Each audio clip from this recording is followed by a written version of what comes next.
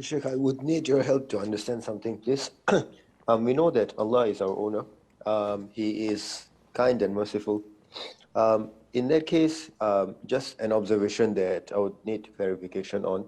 When we see animals that are in distress, that are suffering, whether it's due to something that those animals did on their own or because of human impacts on the animals, for example, a dog without legs or an animal stuck in some sort of situation and so on, and requires external help. We know that, as far as I understand, the test is for humankind and the jinn kind. Why is it that the animals are going through this kind of difficult situations when the hereafter, as far as I understand, is for humans and jinn kind? Did any of them Jazakallah. complain to you, akhi?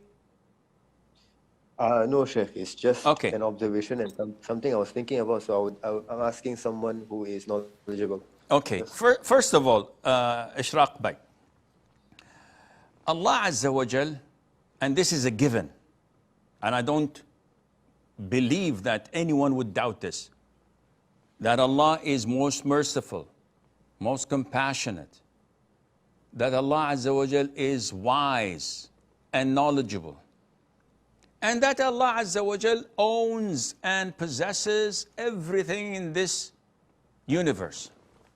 If these things are given, then what you are talking about is overthinking, and it's way above your pay grade and mine. Because I cannot come and judge Allah's actions when I don't have the full picture.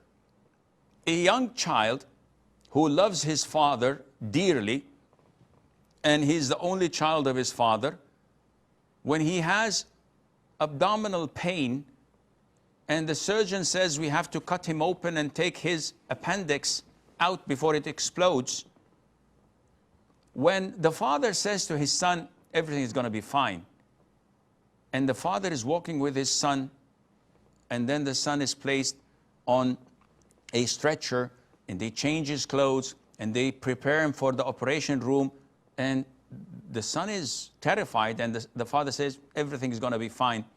And when he's admitted to the operation room, and they try to put things on his face, and he sees the surgeon wearing masks, everybody's wearing masks, and they're having knives ready to cut him open, and the father says, everything is going to be fine. Do you think that the child would believe? No. Everything is not going to be fine. I can see that with my own eyes, but the bigger picture is that everything is going to be fine. Here comes the trust. Here comes you being a servant of Allah Azza wa Jal. Because if you cascade this, you will go into thinking negatively of Allah. Why does Allah torture young children, infants without legs, infants who are diabetic type 1, infants that have to undergo 6 or 7 surgeries before they're 1 year of age? What's the wisdom of that? And then this may drive you to leave the fold of Islam. Let alone, why are there volcanoes, tornadoes, earthquakes?